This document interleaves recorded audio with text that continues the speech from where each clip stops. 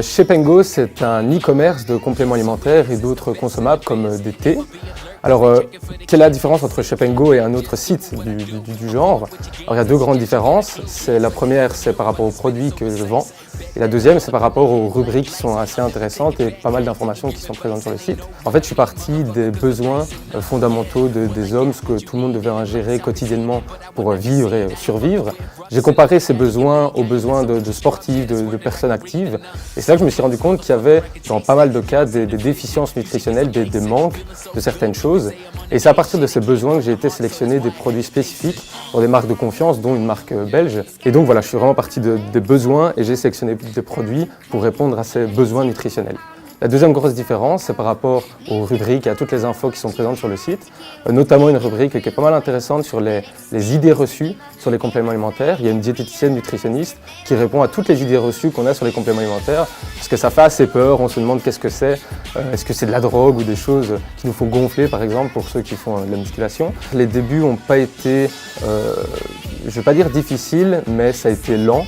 Parce que je connaissais rien à cet univers-là de l'entrepreneuriat, de l'entreprise. Et donc ça a été, je dirais oui, lent de se lancer, d'arriver à peut-être quelque chose de concret. Et en fait, c'est en surfant sur le net que je suis tombé sur Héraclès, qui est un centre de l'entreprise ici à Charleroi.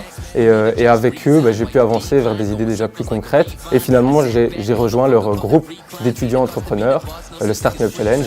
Et grâce à ça, j'ai été formé, on va dire. J'ai eu beaucoup d'informations. J'ai été en contact aussi avec des gens qui se connaissaient plus que moi. C'est le but pour avancer. Les trois conseils, le premier, ce serait de ne pas hésiter à en parler autour de soi. Il ne faut pas avoir peur d'en parler aux proches ou aux gens qu'on a de confiance, même des moins proches.